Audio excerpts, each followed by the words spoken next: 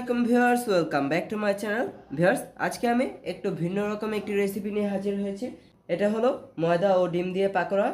And বাচ্চাদের খাবারের আকর্ষণ বাড়াতে অনেক সময় বাচ্চারা একটু ভিন্ন রকম খাবার খেতে চায়, তাই আজকের এই রেসিপিটি চাইলে অতিথির সামনে এটা সার্ভ করতে পারেন। তো এই রেসিপিটি কিভাবে তৈরি করা যায়, লেটস সি। এগ পাকোড়া তৈরির জন্য আমি এখানে একটি বোল নিয়েছি।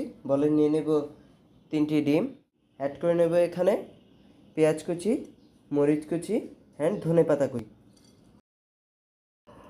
অ্যাড করে নেব কিছু মশলা।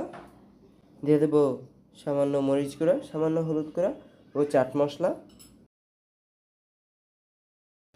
দিয়ে দেব স্বাদ অনুযায়ী লবণ। ভিউয়ার্স, অ্যাড করে নেব ময়দা। আপনারা চাইলে এখানে বেসনটাও দিতে পারেন।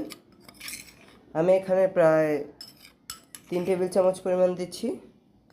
দিয়ে দেব 2 চা চামচ পরিমাণ কর্নফ্লাওয়ার। এখন ভিউয়ার্স, এই ইনগ্রেডিয়েন্টসগুলোকে ভালো করে মিশিয়ে নেব।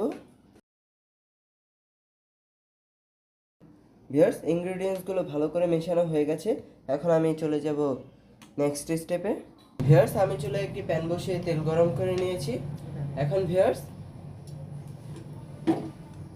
আমি এরকম একটি চামচের সাহায্যে এখানে ব্যাটারগুলো হালকা নেড়ে এখানে এভাবে দিয়ে দেব।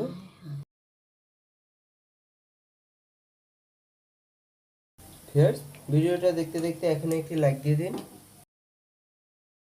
ভিউয়ার্স, বাচ্চারা অনেক সময় একটু ব্যতিক্রম ধরনের খাবার খেতে চায়, তো সেই ক্ষেত্রে আপনার ছেলে এরকম রেসিপি তৈরি করতে পারেন। এটা দেখলেই খুশি হয়ে যাবে। এখন ভিউয়ার্স, উঠিয়ে দিচ্ছি।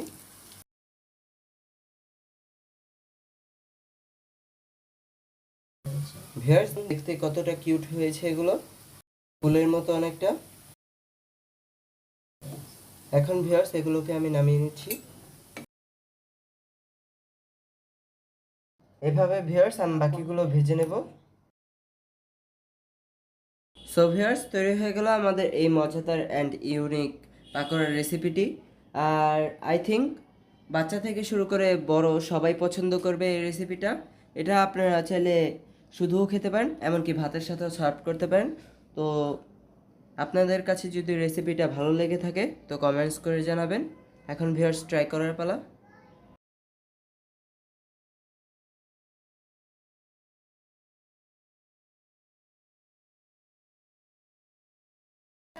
ভিউয়ার্স, এটা খুবই মজাদার হয়েছে। তো আপনারা কিন্তু এটা অবশ্যই বাসায় ট্রাই করবেন। সবাই ভালো থাকবেন। আল্লাহ হাফেজ।